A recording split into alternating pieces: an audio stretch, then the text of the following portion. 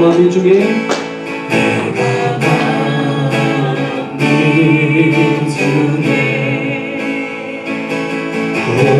주께 감사하며 주님을 찬양하리. 열방 중에서 주의 인자는 커서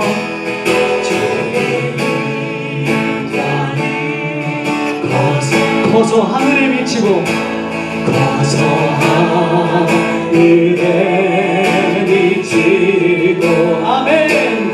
주의 지리는 넓은 궁창에 이르나리.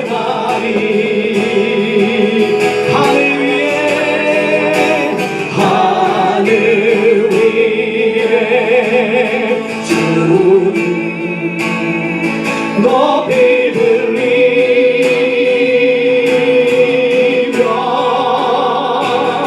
주의 영광은 온 세계 위에.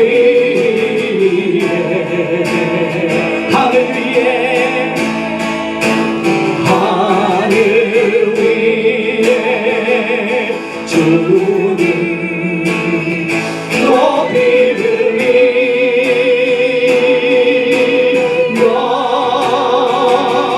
주의 영광은 온 세계 위에.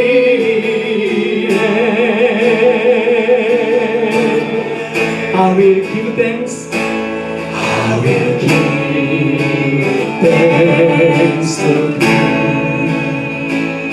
For the Lord wonderful, I will sing praises to thee among the nations.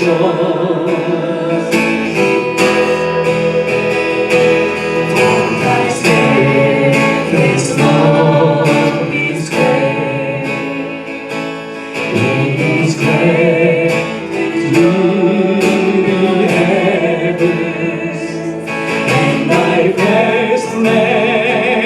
Thy faithfulness for the flood.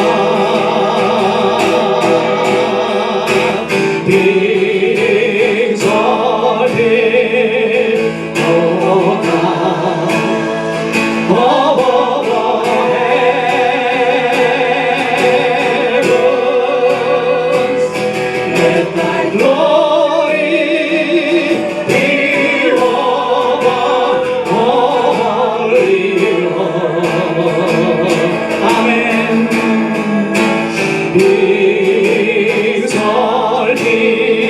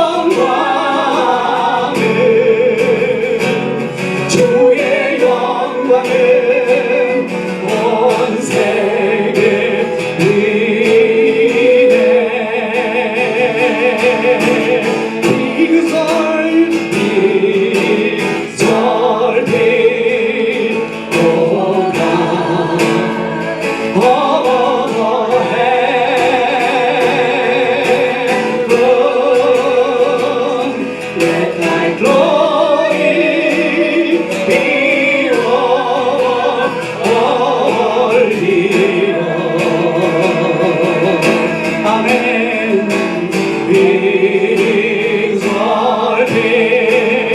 Lord God of all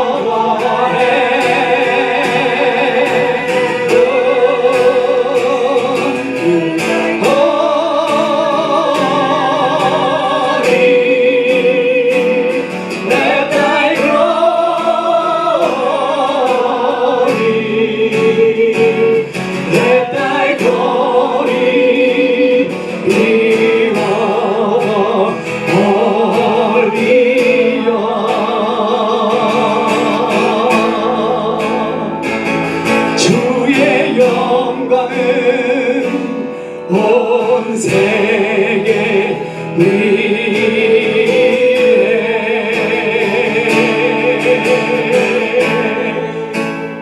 두번 말씀 한번 볼까요? 사무엘상 20장 1절에서 3절 말씀입니다. 나와 죽음 사이는 한 걸음이라는 제목을 가지고 여러분과 은혜를 나눌까 합니다. 우리 옆 사람을 한번 봐주시겠어요? 옆 사람이 어떤 성품을 갖고 있는지 한번 좀 봤으면 좋겠어요. 아세요? 어떤 성품을 갖고 있는지? 우리 이남이 성품을 목사님 아세요? 어떤 성품인지? 유진이 성품 아세요 혹시? 유진이가 흔들지 말고 엄마 아빠한테 물어본 건데 유진이는 엄마 아빠 어떤 성품인지 알아? 성격이? 아 몰라? 이제 오늘 집에 가서 어떤 성품을 가지고 계시는지 우리 알았으면 좋겠어요. 확인했으면 좋겠습니다. 세상에는 다양한 성격과 성품을 가진 사람들이 모여서 살고 있습니다. 그렇죠? 그런데 제 생각에는 제가 생각할 때는요 결국 세 종류의 사람들로 나누어지는 것 같아요. 어떤 사람이냐면 첫 번째 죽이려 하는 자, 죽이려고 애를 쓰는 자. 두 번째는 살리려고 하는 자, 막 살리려고 애를 쓰는 자. 그리고 셋째는 살아야 하는 자. 이렇게 구분이 되는 것 같습니다. 여러분 MBTI 해보셨어요? 거의 다 해보셨을 거예요. 네, MBTI는요 M 맨 앞에 M자를 따가지고 마이어, 그렇죠? 그 다음에 B는 브릭스라는 그 모녀가 심리학자 칼 융의 그러한 성격 이론을 바탕으로 개발한 그러한 프로그램입니다. 이 MBTI는요 사람들이 세상을 인식하고 판단하는 방식을 4가지 차원으로 분석을 했어요. 그리고 총 16가지의 성격을 성격 유형으로 나눕니다. 첫 번째로는요 에너지 방향이에요. 제 이니셜만 따가지고 에너지 방향은 EI, 여러분들 많이 들어보셨죠? E는 뭐냐면 외향성, 그 다음에 I는 내향성. 사람과의 그런 교류에서 에너지를 받고 있는지 아니면 혼자 있을 때 충전이 돼가는지 그걸 보고 있어요. 그 다음에 두 번째로는요 정보 인식입니다. SN으로 나누는데 S는 감각, 그 다음에 N은 직관. 이게 뭐냐면 현실에 집중하는가 아니면 가능성과 아이디어에 집중하는가, 어디에 자기가 속해 있는지를 한번 확인하면 좋을 것 같아요. 세 번째로는요 판단 방식입니다. TF로 나와요. T는 뭐냐면요 사고, 그 다음에 F는 감정. 논리적으로 판단하는가 아니면 감정과 관계를 중시하는가. 네 번째는 생활 양식입니다. J하고 P로 나와요. J는 판단형, P는 인식형. 계획적이고 체계적인가 아니면 유연하고 즉흥적인가. 여러분은 어디에 속합니까? 옛날에 해봐서 잘 모르시죠? 그래도 MBTI가 아니어도 나는 어떤 성품을 갖고 있는지 여러분들 스스로가 알 거라고 생각이 됩니다. 아마도 여러분이 그러한 그 성향을 통해서 여러분들이 어떻게 살아가는지가 보이는 것 같습니다. 제 아내는 가끔씩 저에게 저의 행동을 보고 이렇게 얘기를 해요. 당신은 I형이지만 원래는 F형인 것 같아. 이렇게 얘기를 합니다. 저는 MBTI를 한 지가 오래돼가지고 전 잘 모르겠어요. 그런데 저는 제가 또 다른 프로그램을 했던 게 있어요. 검사를 했던 게 디퍼런스라고 검사를 해봤는데요. 그 디퍼런스 유형 테스트는요 말 그대로 상대방과, 디퍼런스라는 단어가 상대방과 내가 틀린 것이 아니라 상대방과 나는 다르다라는 것이에요. 내 남편과 내 와이프하고는 틀린 게 아니야. 근데 달라. 그걸 인정하는 것입니다. 그 개념 하에서 사고방식, 감정표현, 관계태도, 의사소통 방식 등을 유형화해서 설명하는 심리 성향 분석 도구입니다.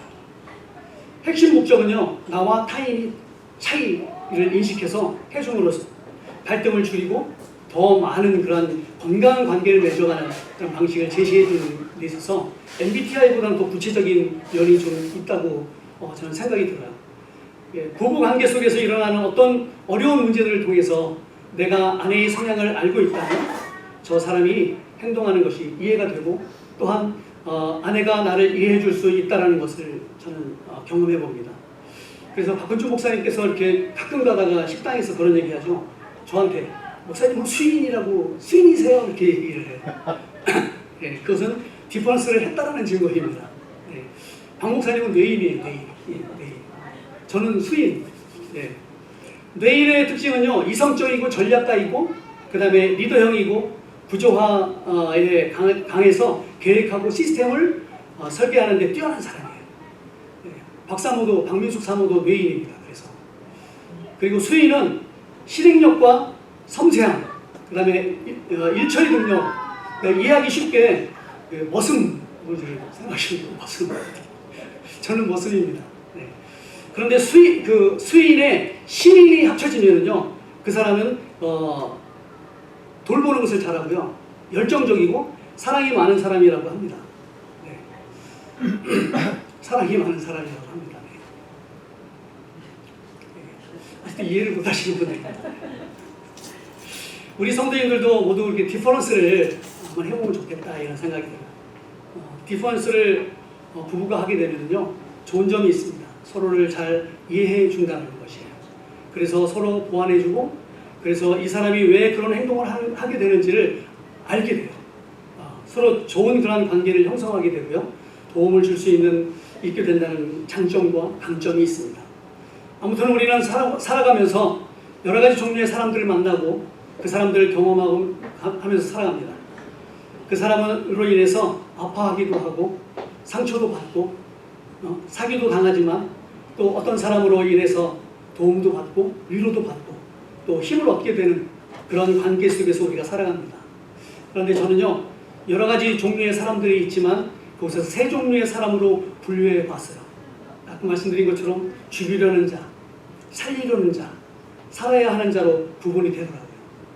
오늘 본문 말씀을 보게 되면 분명하게 분류되는 사람이 세 명이 나와요. 누구냐면 죽이려는 자는 사울이 나오고요.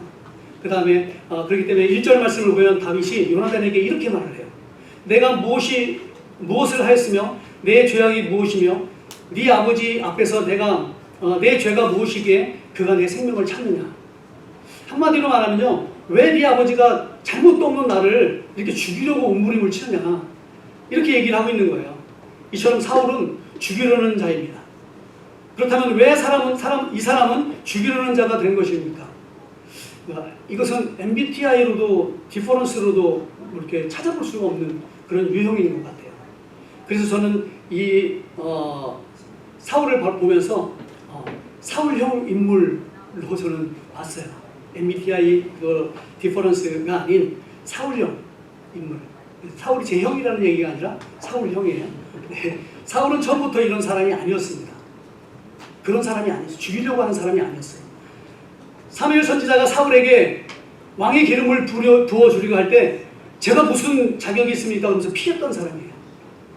그리고 겸손한 태도를 가지고 있었던 사람입니다. 그리고 사무엘이 사울을 이스라엘 앞에서 왕의 또 소개를 하려고 하니까 사울이 짐 보따리 속에 숨어요. 자기를 도려내는 것보다 피하라는 그러한 성격의 소유자였습니다. 그리고 그는 책임감이 강한 순종의 사람이었습니다. 그는 아버지의 잃어버린 암나귀를 찾기 위해서 길을 떠났던 사람이에요. 선지자 사무엘을 찾아가 조언도 구했고 말을 잘 듣는 그런 순종적인 그런 아들이었습니다. 그런데 사울은 왕이 된 뒤부터 변하기 시작했어요. 점점 자기중심적인 사람이 되었고요. 또한 하나님보다 사람들을 더 인식하고 하는 그런 사람을 더 인식하는 사람으로 변해갔고, 그러므로 하나님의 명령을 어기고 제사를 자기 마음대로 드렸던 사람이고, 아말렉과 전쟁 후에 하나님의 말씀대로 모두 진멸하라고 했는데, 죽여버리라고 했는데 그렇지 않고 탐욕이 드러났어요. 좋은 것만 다 갖고 왔잖아요. 그리고 다윗을 시기하며 죽이려 했습니다. 사울은 천천히요, 다윗은 만만이로다. 이런 백성들이 그러한 소리를 들으면서 위기감을 느꼈어요. 왜 그랬을까요? 권력에 사로잡히게 되면요, 강박관념이 생기게 됩니다. 강박관념.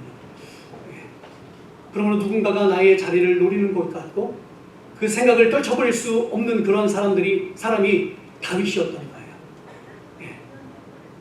그 사람을 죽이지 않으면 내가 왕에서 물러날 것 같은 그런 위기. 그렇기 때문에 그 자리를 지키기 위해서 사울은 무슨 짓이든 하게 되었던 것입니다. 사울형으로 볼 때 성품적 특징이 있습니다. 그것은 질투심, 통제의 욕구, 두려움에서 비롯된 공격성, 이것이 드러나기 시작했어요. 자신의 자리를 위협받을 때 타인을 해치려는 방향으로 감정이 흘러갑니다. 그리고 사람보다는 체면, 그리고 지위, 명예를 더 중시했던 것입니다. 그리고 회개보다는 자기 합리화에 익숙한 사람이 되었고, 신앙적인 면으로 볼 때 하나님의 뜻보다는 자기 뜻에 더 충실했고, 자기 불안이 우선인 사람이 되었습니다. 사울에게서 이런 모든 것이 복합적으로 작용을 했던 것입니다. 그런데 사울이 이렇게 죽이는 자가 된 가장 큰 이유 중에 가장 큰 이유가 하나 있어요. 그게 뭐냐면요, 하나님께서 사울을 버리셨기 때문에 그래요. 하나님께서 그 안에 악한 영이 들어가는 것을 허락하셨다는 것입니다. 사무엘상 16장 14절 말씀에 보면은요, 여호와의 영이 사울에게서 떠나고, 우리 한번 그 PPT를 한번 넘겨주시겠어요? 여호와의 영이 사울에게서 떠나고 여호와께서 부리시는 악령이 그를 번뇌하게 한지라. 악령이 들어가는 것을 막지 않았다는 것이에요. 바로 이 시점 이후로 다윗이 하나님의 영에 감동되어서 왕으로 준비되어가고 있었던 그런 시기예요. 사울은 점점 불안하고 광기 어린 인물로 변해가기 시작했습니다. 하나님께서 여러분에게서 떠나갈 때 분명히 그 자리, 그 하나님의 자리였던 그 자리는요, 사단의 자리로 채워지게 된다는 거예요. 하나님의 자리였던 그 부분이 하나님이 싹 빠지면 그 자리는 비어있는 게 아니라 사단의 자리로 딱 채워진다는 것입니다. 사랑하는 성도 여러분, 무엇이 여러분의 마음을 괴롭게 하고 있습니까? 여러분은 무엇 때문에 번민하고 있습니까? 혹시 여러분이 하나님의 뜻을 구하지 않고 여러분의 생각과 여러분의 뜻에 더 충실하고 있다면 여러분 안에 하나님께서 계신 것은 맞는지 다시 한번 생각해 봐야 돼요. 과연 여러분으로 인해서 하나님께서 기뻐하고 있기는 한 겁니까? 우리는 이런 질문에 고민을 해야 됩니다. 그냥 막연하게 살면 안 돼요. 하나님이 빠진 자리가 비어 있는지, 아니면 하나님으로 채워져 있는지, 아니면 사단으로 채워져 있는지 우리는 고민하며 또 신앙을 재확인해 봐야 돼요. 이렇게 나는 어떤 모습으로 살고 있는지 날마다 점검하고 하나님의 뜻이 무엇인지 확인해 갈 때, 그래서 어떻게 하면 하나님의 뜻에 합당한 삶을 살아갈지를 고민하고 물어보고 그 뜻을 찾아갈 때 이것이 여러분이 축복받는 비결이고 받았음에 대한 확증이 되는 것입니다. 하나님의 축복은 거저 오는 것이 아닙니다. 여러분이 죽이는 자의 삶을 살고 있는데 어떻게 축복을 받을 수 있겠습니까?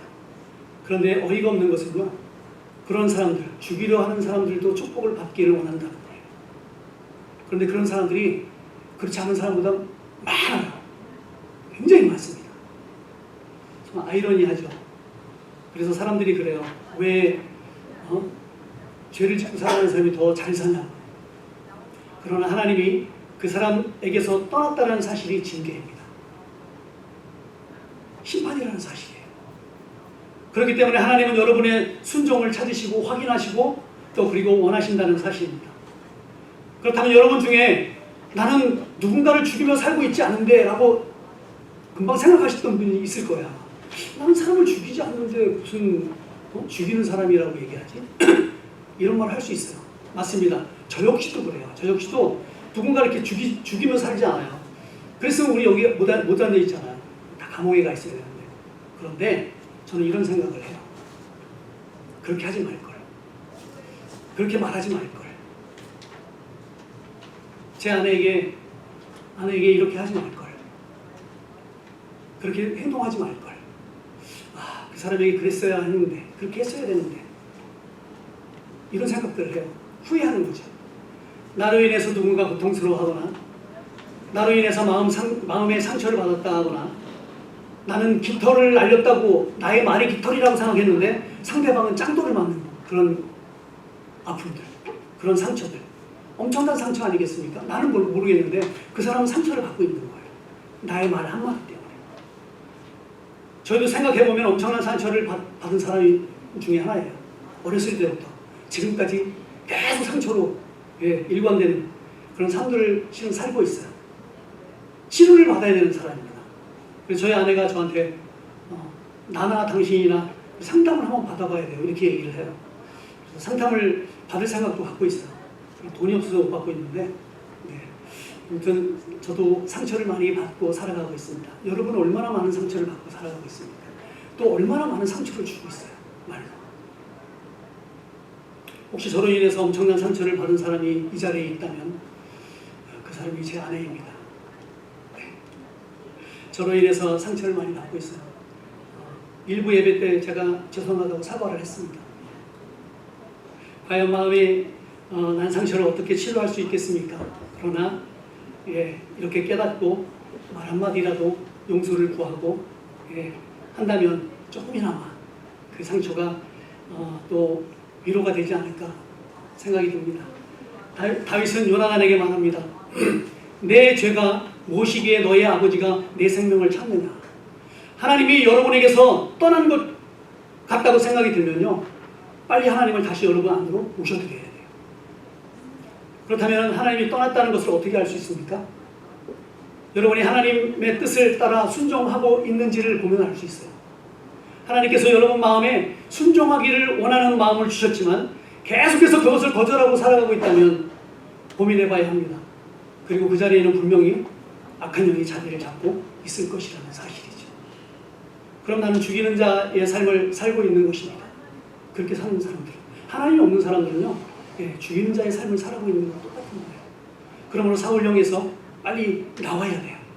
그리고 어떤 형으로 갈아타야 됩니까? 요나단 형으로 갈아타야 됩니다.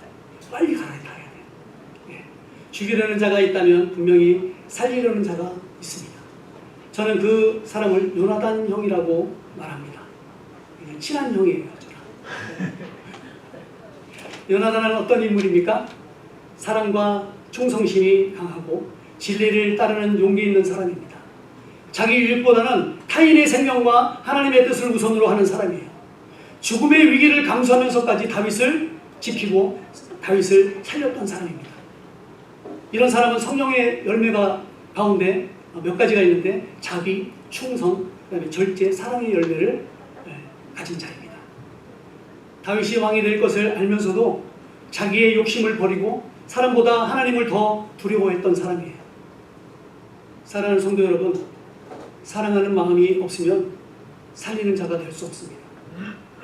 요나단은 사랑하는 마음이 가득한 자였습니다. 17절 말씀을 보면은요, 다윗에 대한 요나단의 사랑이 그를 다시 맹세하게 하였으니 이는 자기 생명을 사랑함 같이 그를 사랑함이었더라.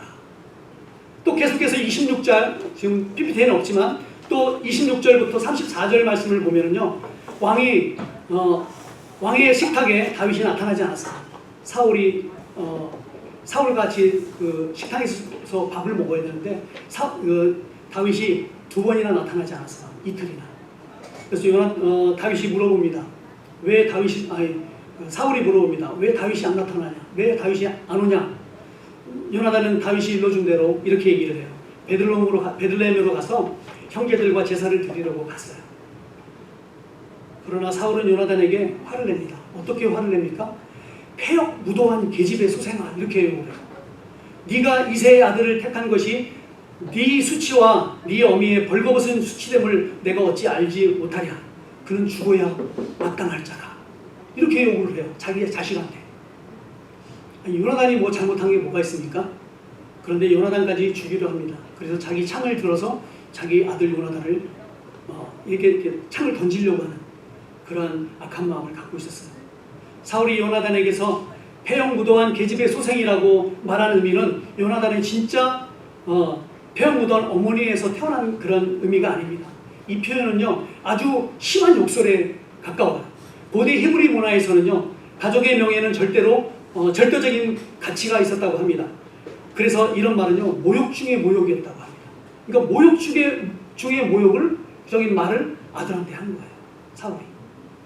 사울은 이만큼 화가 났습니다. 그러나 요나단은 그럼에도 불구하고 사울 아버지에게 이렇게 말을 합니다. 다윗이 죽을 일이 무엇입니까? 그가 무엇을 잘못한 것입니까? 예. 요나단과 사울이 극심한 상태에 있었어요. 그리고 요나단은 다윗과 이야기한 그런 것처럼 화살을 쏴서 한 소년으로 인해서 이렇게 화살을 주우게 합니다. 다윗과 무슨 얘기를 나눴냐면요. 내가 화살을 쏴서 오른쪽이나 왼쪽을 떨어져서 오른쪽에 떨어졌다 그러면은 사울이 너를 죽이려고 하는 것이 아니야. 이게 너는 와도 돼. 그런데 만약에 앞쪽에 떨어지면은 앞쪽에 떨어졌다 그러면 이제 도망가야 돼. 너는 아버지가 죽이려고 하는 거야. 그리고 화살을 쏴서 앞쪽에 떨어졌어요. 한 소년을 보냅니다. 그리고 소년에게 그 화살을 주워오라고 일부러 보내요. 그리고 소리를 질러요. 앞쪽에 떨어졌다 이렇게. 그러니까 다윗이 도망갈 준비를 합니다. 그리고 다윗이 3번 엎드려서 요나단에게 절을 해요.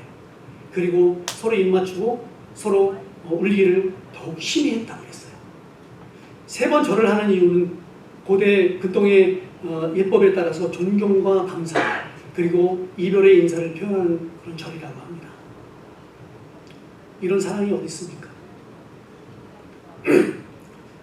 일부 때도 말씀드렸지만 저는 박훈주 목사님과 이런 관계가 되기를 소망합니다.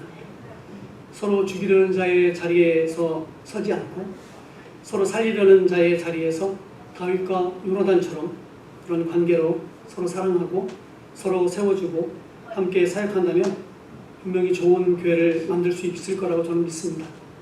그리고 좋은 성도님들을 살리는 사역을 잘 감당할 거라고 저는 믿어요. 그랬더니 목사님이 다 좋은데 입 맞추는 건 안 된다. 저도 마찬가지입니다. 저도 마찬가지. 입맞춤까지는 아니어도 서로 그러한 요나단과 또 다윗의 그러한 사랑을 끊임없이 나누며 그런 모습으로 여러분들에게 비춰주기를 원합니다. 그렇게 또 노력할 것이고요. 하도록 하겠습니다. 저는 요나단을 통해 예수 그리스도를 보게 되었어요. 요나단을 보면 무조건 살린다. 무조건 살린다 하는 마음을 보게 됐습니다. 다윗은 무조건 살린다. 이것이 요나단과 다윗의 언약이었기 때문에 그래요. 내가 너를 살리면 너는 다음에 나의 자녀들을 살려달라는 그 언약의 약속.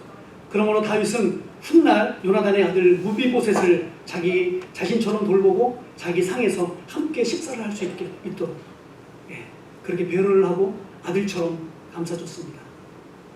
예수님께서 이 땅에 오신 이유는 우리를 사랑하셨기 때문에 오셨어요. 아멘? 무조건 오셔야만 했습니다. 그리고 어떤 일이 있어도 여러분과 저를 구원하셔야 했습니다. 그 끔찍한 채찍에도 예수님의 사랑보다 강하지 못했어요. 멸류관의 고통도 그의 사랑에 미치지 못했습니다. 그리고 십자가의 사랑은 모든 고통도 견디게 했어요. 예수님께서는 우리를 무조건 살려야 했습니다. 요나단이 다윗을 살렸던 것처럼 예수님은 우리를 구원해 주셨습니다. 이것이 진정한 사랑의 힘인 것이에요. 요한일서 4장 8절 말씀에 이렇게 말씀하고 있어요. 하나님은 사랑이시라. God is love. 하나님의 사랑이 우리를 구원하셨습니다. 절대로 살 수 없고 구원받을 수 없었던 여러분과 저를 위해서 하나님께서는 무조건 살리기 위해서 예수 그리스도를 우리에게 보내주셨어요. 그것이 놀라운 사랑입니다. 왜냐하면 하나님은 사랑이시기 때문에. 유튜브를 보다가 잠시 이런 영화를 본 적이 있어요. 한 17분 분량의 편집된 내용이었었는데 제목이 뭐였냐면요. 네 부모의 얼굴이 보고 싶다. 혹시 보셨어요? 못 보셨죠? 제목도 이상하죠. 네 부모의 얼굴이 보고 싶다. 어떤 내용이냐면 학교 폭력, 학폭에 관한 내용입니다. 그 권력과 명예와 그런 물질을 소유한 아버지를 갖고 있는 아이들이 왕따를 하면서 어떤 아이를 왕따하면서 해가지고 병원에 입원하게 돼요. 그런데 그 부모들이 나타나요. 교장선생님이 불러가지고 교무실 다 모입니다. 그리고 어떤 일이 벌어졌는지 그 일들을 이렇게 소개를 해요.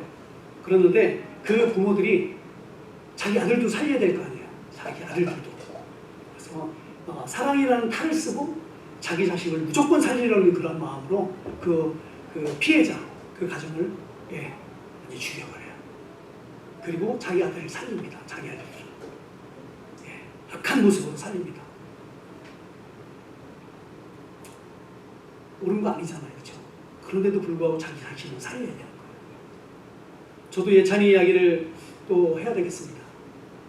고등학교 때 잘못됐던 우리 예찬이가 저질렀던 그런 죄에 대해서 두 아버지의 이야기를 할까 합니다. 예찬이 친구와 예찬이가 겪게 되는 순간을 통해서 저도 예찬이를 살려야 한다는 마음뿐이었고, 예찬이와 함께 잘못한 친구의 아버지도 자기 자식을 살려야 한다는 그런 신념 아래서 행했던 방법들을 잠깐 말씀을 드릴까 합니다. 그 아버지는 예찬이에 대해서 악한 마음을 품고 있었어요. 저에 대해서 악한 마음을 품고 있었습니다. 예찬이 때문에 자기 아들의 잘못이 들통났다는 거예요. 예찬이가 똑똑하니까 자기 아들을 회유해서 이런 잘못을 하게 했다는 거예요.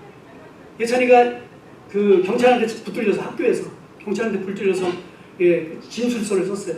근데 그 안에 이름이, 자기 아들의 이름이 있었기 때문에 자기 아들이 잡혔대요. 그래서 예찬이에 대해서 악한 마음을 품었어요. 그 생각은 정말 잘못된 생각이었습니다. 어느 날 저에게 전화가 왔습니다. 그리고 하는 말이, 나는 지금 변호사를 샀는데 가만히 두지 않겠다라는 그런 뉘앙스로 저를 협박했습니다. 그 사람도 크리스찬이었어요. 집사님이었는데 저는 변호사를 살 힘도 능력도 없었습니다. 저는 예찬이를 변호하기보다는 미안하다는 말을 계속했어요. 어떻게든 우리 아이들이 잘 되어야 하기 때문에 나는 당신의 아들을 위해서 계속 기도하겠습니다. 그런 말을 계속했습니다. 솔직히 따지면 그 아이 때문에 예찬이가 이렇게 나쁜 일을 하게 된 거거든요. 그럼에도 불구하고 저는 두 아이를 살려야 했습니다. 그렇기 때문에 미안하다는 말을 계속했어요. 결론적으로 말씀드리면 1년 동안의 그런 프로베이셔널 기간을 잘 지내고 두 아이들이 잘 성공했습니다. 그런데 안타까운 것은 그 아이는 공부를 잘했거든요. 예찬이보다 잘했어요. 그런데 대학을 어디로 갔냐면 커뮤니티 컬리지를 갔습니다.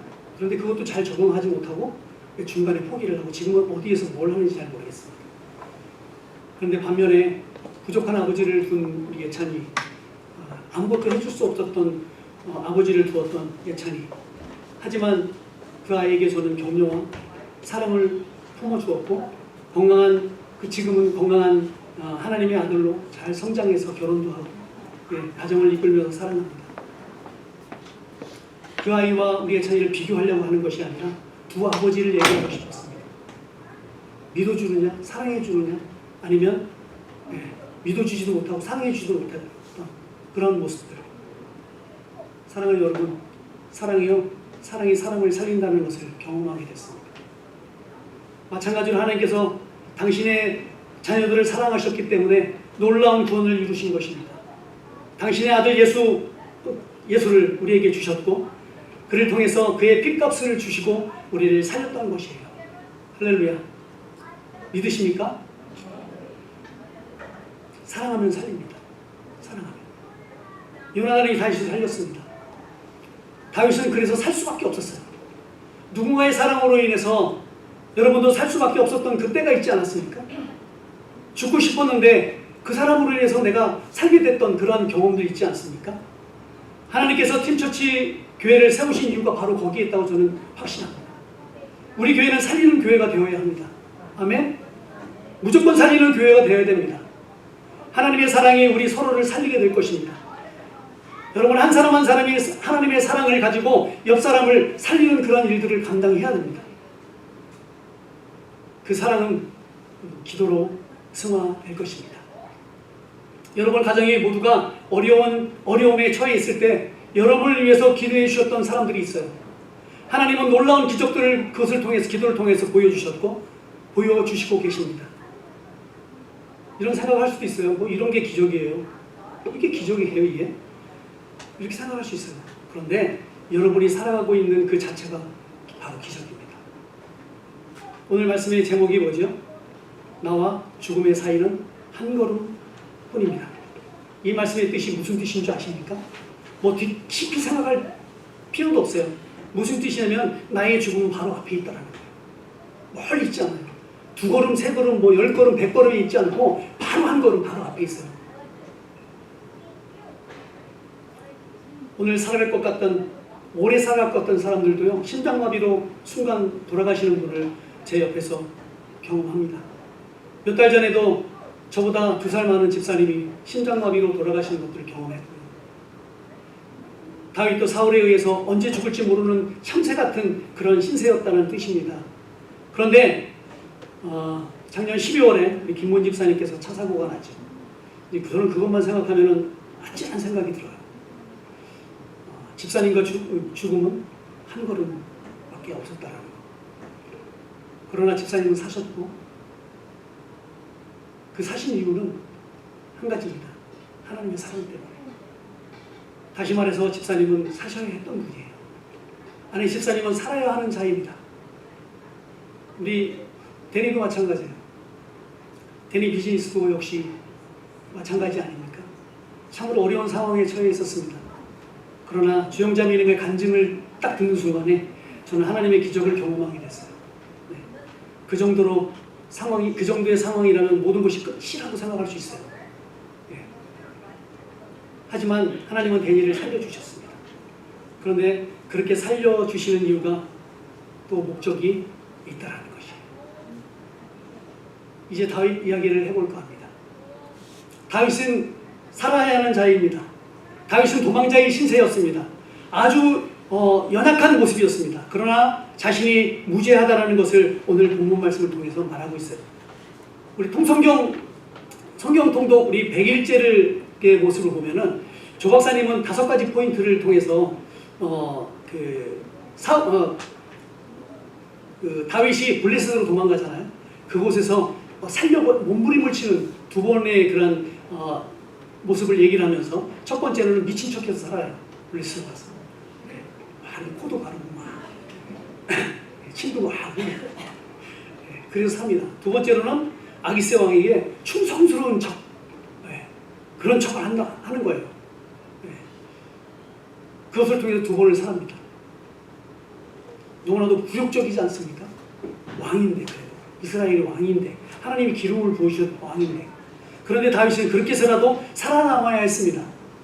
그 이유를 넓은 의미로 보면은요, 우리가 계속해서 통성경을 읽고 있지 않습니까? 그것을 통해서 보면은 제사장 나라를 만들기 위한 하나님의 계획이 있다는 거예요.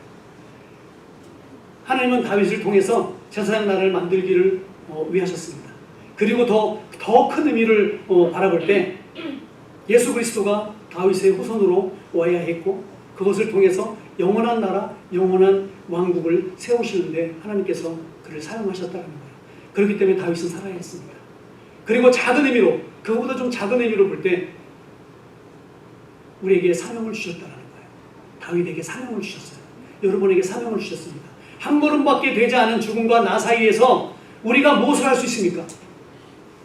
그러나 그 한 걸음밖에 안 되는 그 죽음 사이에 서 있기에 우리도 최선을 다해서 하나님께 예배하고 하나님 나라와 의를 구하며 살아야 한다는 것입니다.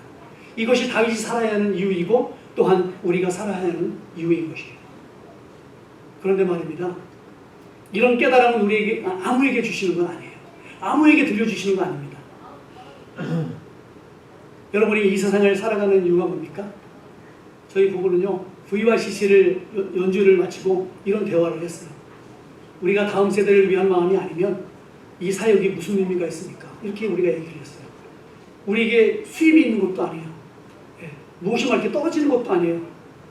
우리의 열정과 에너지만 그냥 다 쏟아붓는 그런 우리의 사역입니다.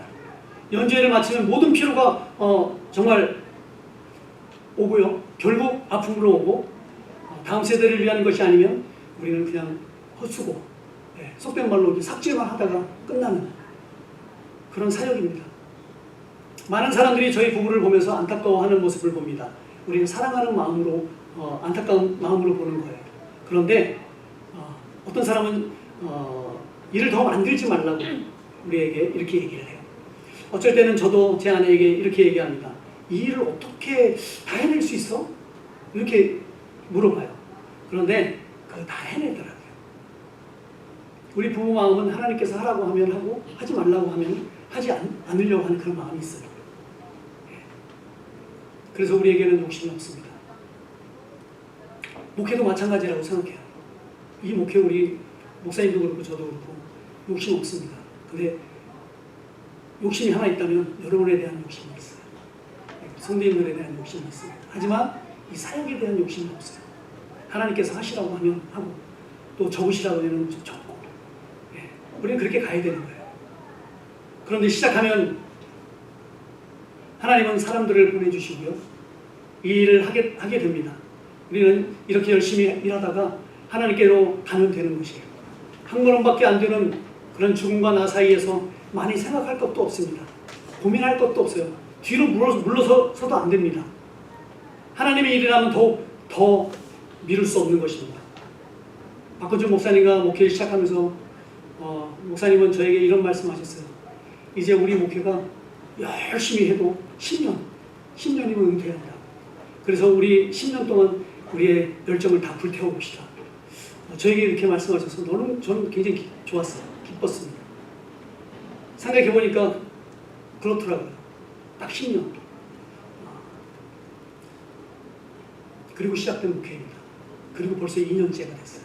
이제 8년밖에 안 남았습니다. 분명한 것은 언젠가는 우리 두 목사가 물러나고 이 교회는 물러나겠지만 이 교회는 없어지지 않을 것입니다.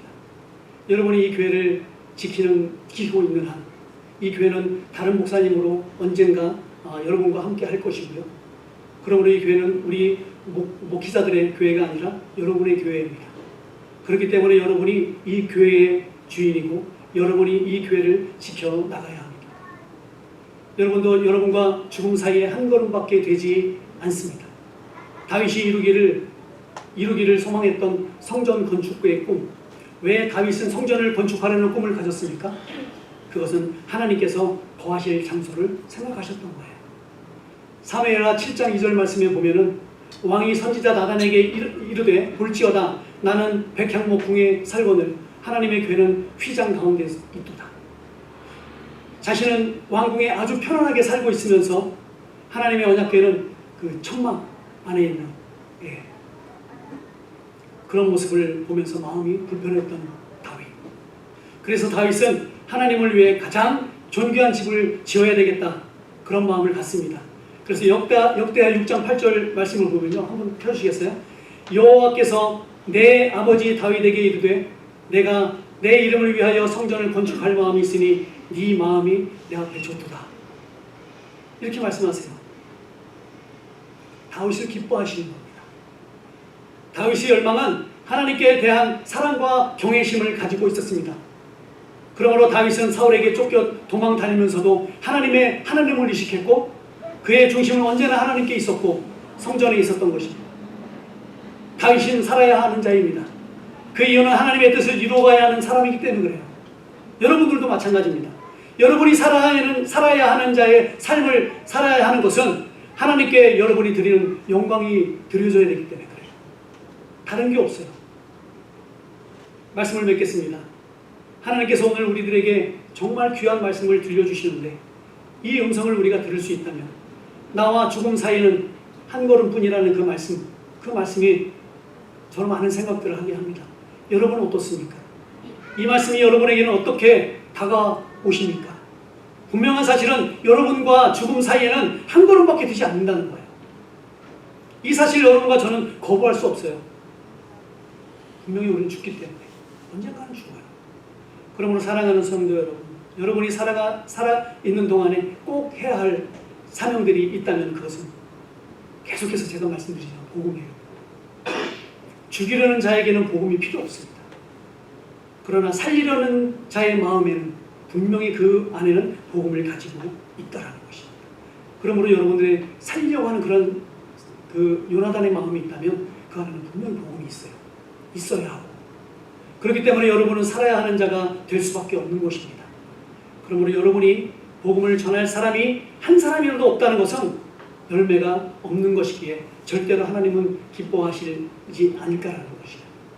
하나님 기뻐하시잖아요. 여러분이 저번 주에 받으셨던 전도 대상자 10 있죠. 그 영혼을 위해서 기도하시면서 그 영혼을 전도 대상자로 삼으시고 우리 교회로 초청하시고 천국 잔치가 있을 것이라는 것을 알려주시기 바랍니다. 아름다운 식사가 준비되어 될 것이라고 소개해 주시기 바랍니다. 그 영혼들에게 복음을 전하지 않는 것은 죽이려는 자의 자리에 있는 것과 같은 것입니다. 그러나 복음을 전할 때 여러분은 요나단처럼 그 영혼을 사랑하는 것이 되는 것이에요. 그러므로 오늘도 우리 마음에는 사울과 요나단과 다윗이 함께 있어요.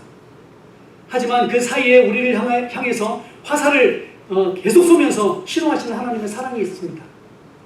그러니 오늘도 생명을 선택하십시오. 다윗처럼 그 한 걸음 속에서 하나님을 붙드시기 바랍니다. 그리고 예수님처럼 죽이려는 이들을 향해서조차 사랑을 선택하시기 바랍니다. 나와 죽음 사이는 한 걸음이지만 그 한 걸음에 하나님이 계시기에 우리는 살아날 수 있습니다. 여러분으로 인해 그 영혼들도 살아야 하지 않겠습니까? 여러분들만 살겠습니까? 꼭 명심하시고 하나님을 기쁘시게 해드리는 것이 무엇인지 여러분들의 삶 가운데서 그것을 발견하고 찾고 여러분 마음에 아무 생각도 없이 혹시 살아가고 있다면 여러분 요나단 생각하십시오. 요나단 형을 생각하시기 바랍니다. 요나단 자매가 아니라 요나단 형을 생각하시고 나는 다윗처럼 살아갈 수밖에 없는 그런 존재라는 사실을 여러분 깨달으시고요.